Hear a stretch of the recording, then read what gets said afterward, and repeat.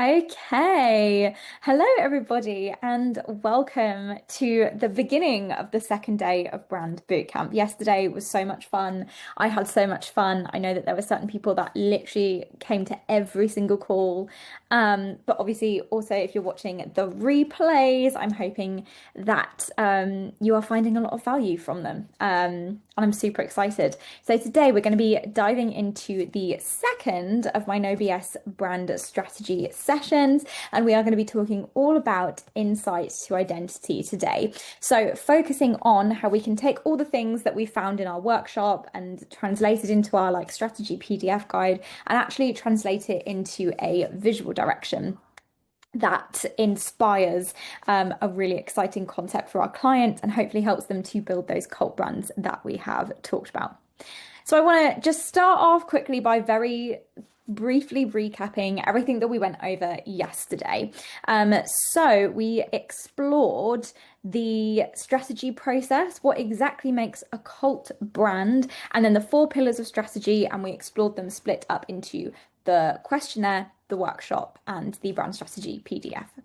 So phase 1 of the strategy process was all about fact finding. We explored the structure of the process in detail. We looked at how we can implement each pillar, which is the brand market, brand audience market, and creative vision to that process in the form of, like I mentioned, the questionnaire, the workshop, and the strategy guide.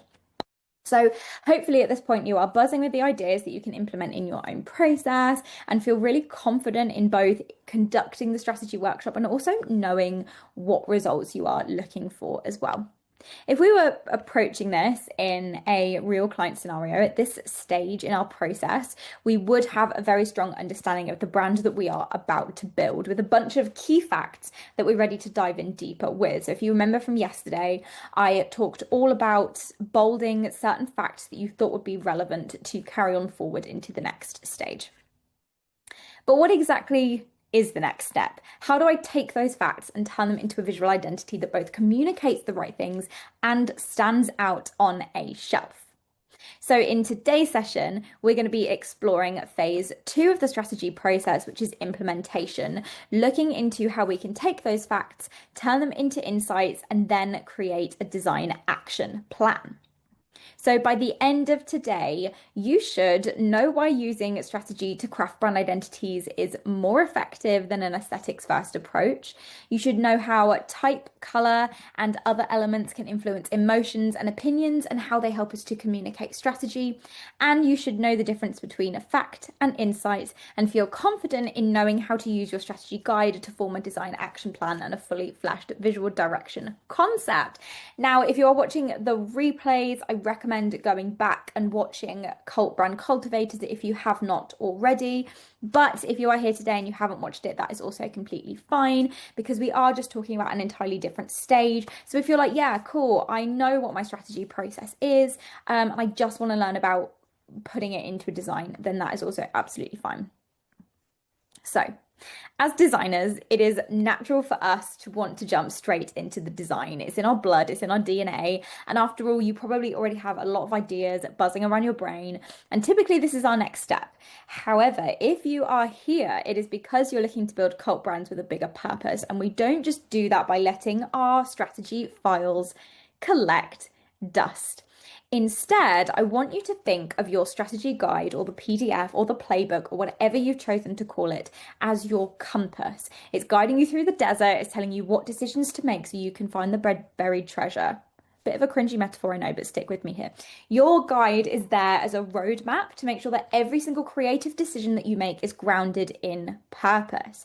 The implementation stage is not just waving goodbye to strategy and then moving on to colors and mood boards. It's about marrying the two together so that we can build an experience-led, community-oriented brand that does more than just look pretty. So when we use strategy as a guide and a tool rather than a chore, we can build cult brands that communicate the right messages to our audience so they feel connected to the brand's values, mission, and lifestyle. We can draw in our audience, making them crave to want to be a part of the brand's world. And we can ensure that they are the noisiest voice in the crowd and that their voice is a unique one, standing out from all of their other competitors. But just to give you an example, just to reiterate my point even further, I wanted to share this example with you. So back in 2020, when I first started implementing strategy into my process, my files absolutely did collect dust. I would go through my very basic strategy process at the time, which did not include a workshop. I would go straight from the questionnaire into putting together a 10-page strategy guide with some basic information on target audience and competitors before basically just ignoring the whole thing to create a brand identity solely based on aesthetics and the client's mood board. So it's almost like, what was the point in doing this thing in the first place? Other than purely just to tick a box and to say, I've done some brand strategy. Here you go, client, here's an extra deliverable. Now, of course, if you cast your mind back to yesterday, I'm a big advocate for listening to the client's desires and incorporating elements from their mood board. But the goal here is to combine the visuals with the strategy. So we're not just creating something that looks pretty. I mean, 2020, 5 years ago, even looking back on my presentation from there, it makes me cringe. And if you are watching this today and you're thinking, well, that's what my strategy presentations look like right now, we're hopefully going to help you take them to the next level. And if you haven't watched yesterday's, make sure to go and do so, because that is where you're going to be learning those things. So this particular example is an events brand that I worked on back in August of 2020 called Social Society. And I very much whizzed past that strategy process and dove straight into the design. Now, while the outcome honestly doesn't look that bad, there was absolutely no purpose in what I was creating other than that looks nice. That nice mint green color goes nicely with the dark blue. I had no reasoning for using these colors. I just thought they looked nice and had taken some inspiration from the client's mood board. I had no reasoning for using a sans serif typeface, for example, because I had no idea how to take the little strategy that I did have and use it to inform design decisions. Now, part of this was because my strategy process in itself was not informative enough, and I didn't know what kind of things I should have been researching and taking note of. But also generally just the whole strategy process in itself, I did not understand how to translate it into a design. So opposing this, I wanted to share an example of what the results could look like when we do use strategy to inform our concepts. Sorry, my dog is like barking in the background. He always decides to do this the second I have to jump on a call. It's really fun. So I'm going to share an example of what the results do look like when we use brand strategy.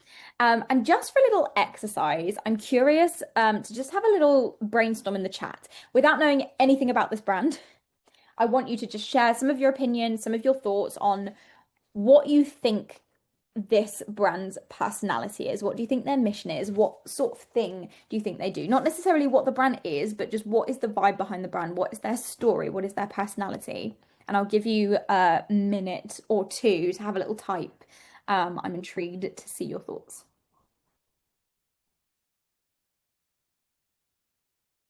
I mentioned this yesterday, but I always hate sort of waiting for people to type responses. It feels so awkward. Gender neutral, high quality materials. Okay.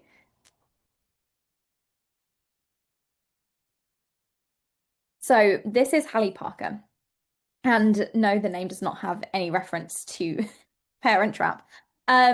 This is a size inclusive, unisex, sustainable clothing brand, and they aim to make high-end sustainable fashion inclusive and accessible to everybody so that you can build a capsule wardrobe for the everyday that you feel confident hasn't added to the fast fashion pandemic.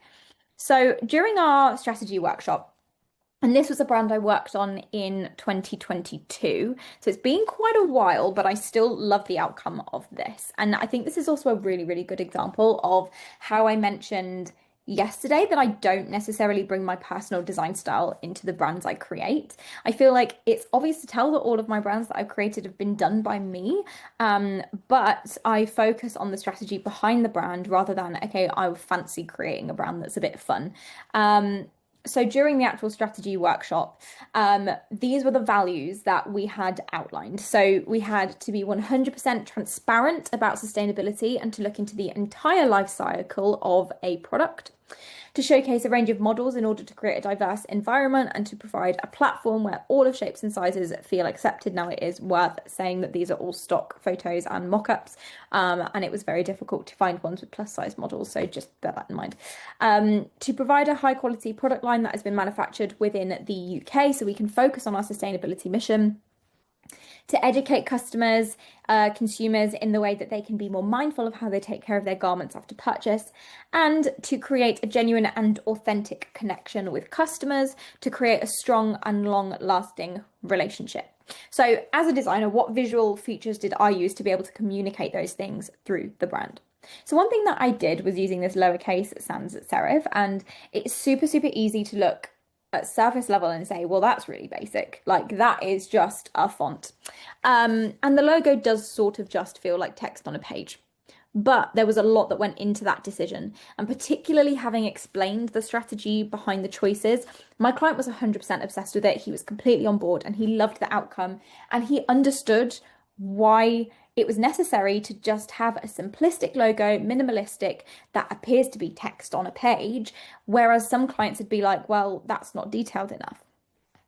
So firstly, lowercase sans serifs typically are more welcoming, they're more inviting, they're more friendly, they're accessible. They subconsciously make a person believe that there is an inclusive feel. So sans serifs do a really, really great job at communicating an everyday feel. And our brand archetype that we identified for this was the regular gal, or the everyman. And the tagline for the business was clothing for the everyday. So our audience already feels warm to the idea that this brand might be for them, unlike all of the other brands on the market that we did a lot of research into, and they were all using harsh uppercase, bold typefaces, pure black and white, and they feel more exclusive and uninviting. So that was also a way that we were helping Hallie Parker to stand out in the market. However, what we didn't want was for the brand to feel playful, because we were still trying to create this high fashion editorial feel and communicate that high quality. So I used a sans serif that had very straight edges as opposed to something more curved. So just the font choice in the logo alone, we've already communicated so many different values of the brand and set up the audience to have those opinions. And yes, not everybody is going to feel that way by looking at a logo, but the brands that we create are not for everybody. And if you take one thing from today, I want you to remember that. They are for a specific target audience. And for Hallie Parker, their audience is actively seeking a high quality, sustainable clothing brand that makes them feel included. And this is exactly what we created. Now, I am a bit sad because this brand never actually launched, which was really upsetting because I loved the concept behind the brand that we created it. Maybe one day I should reach out to him and see where he is with it. But today, I'm going to teach you how we can do that. So let's start by breaking down the steps. Step number 1 is picking out your key facts from the brand strategy guide. We've already considered our workshop notes, or condensed our workshop notes rather, into a digestible format. So what are the most important pieces of information that we now need to pick out and understand what we need to communicate to our audience? Now, I am a really big fan, and you will see this in today's session and also later on if you're coming to the goal setting workshop, which I highly recommend because I'm very excited about that. That a big part of my process and how I teach and how I approach my own frameworks is by breaking everything down into really small steps. There's nothing worse than going to a strategy talk or a talk in general and somebody just throws a bunch of information at you. I'm a really big fan in just breaking everything down. So that's what we're doing here. So our first step is picking out those key facts. Step number 2 is turning facts into insight. So facts alone aren't going to help us to build an identity. So we need to decipher what we can learn from those facts.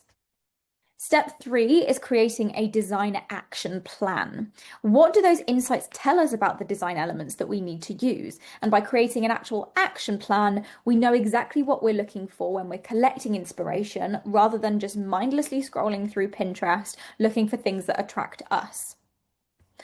And the next step, number 4, is starting to form a style profile. So this step is all about gathering our visual inspiration, collecting it together, and looking at it through the lens of our design action plan.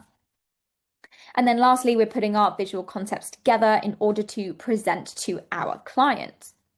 But in order to do any of these things, we first need to understand design psychology, so we know how we can link those visuals to our strategy. So before we go through the process of how we're doing this with a client, it's really important to get the base understanding of how it all works. So as brand designers, our goal has always been to create visually stunning identities, or just generally graphic designers creating things that look good. But as brand strategists, our goal is to take it one step further, and arguably, in my opinion, every single designer should be doing this regardless. It's about creating designs that resonate on a deeper level, designs that tell stories, provoke feelings, drive action. It's about going beyond those aesthetics and tapping into the very essence of what makes a brand unique, relatable, and memorable. And like I just shared with that Hallie Parker example, fonts, color, and other design elements such as pattern and icons make up our toolkit so that we are able to do this.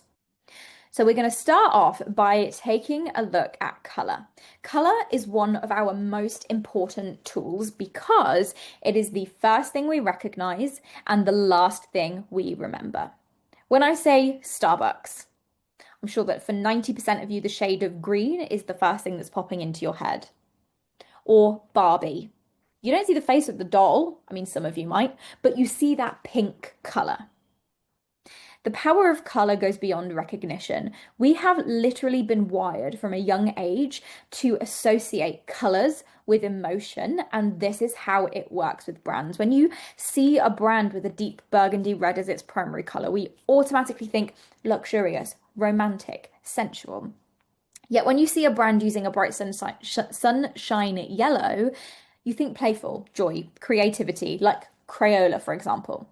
So as brand strategists and designers, we can harness the power of color through the brands we create, so we don't have to use obvious imagery to demonstrate how a person may feel when they are experiencing the brand. Let's say that you are creating a brand identity for a gym. Your immediate response may be to use dark tones, black, grey, blue even, and you may use a really bold font and perhaps a dumbbell as the icon.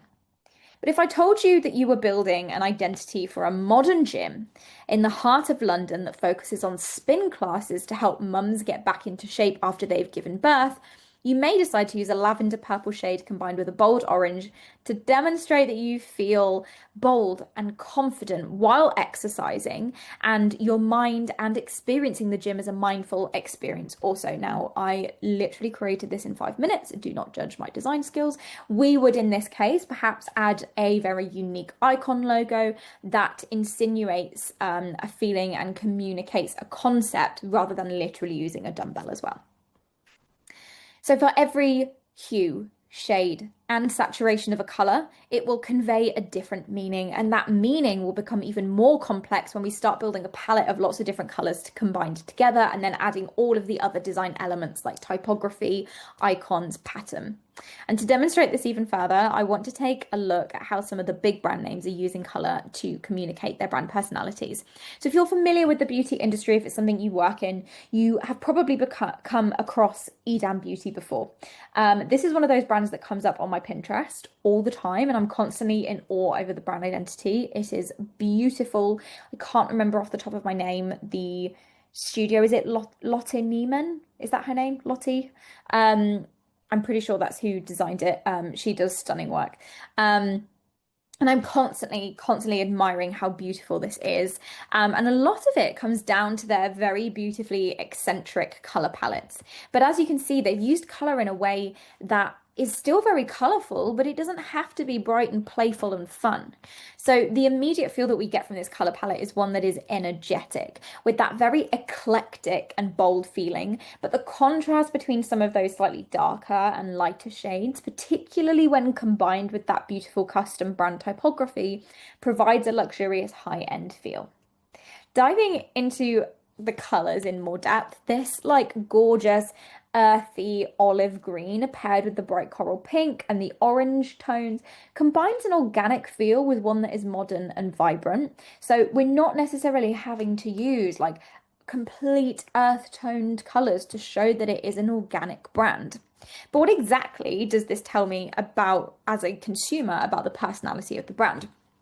So my immediate response is that EDAM is innovative, it's forward thinking. It also embraces an inclusive approach to beauty for people who are seeking authenticity in their products. But how do we get from A to B by using color? Let's take this shade of blue, for example. So when we use a bright, strong shade of blue, our brains automatically associate it with an energetic feeling. We feel upbeat, we feel excited. And when used in the context of a brand identity, we feel as though we're going to have a fun experience.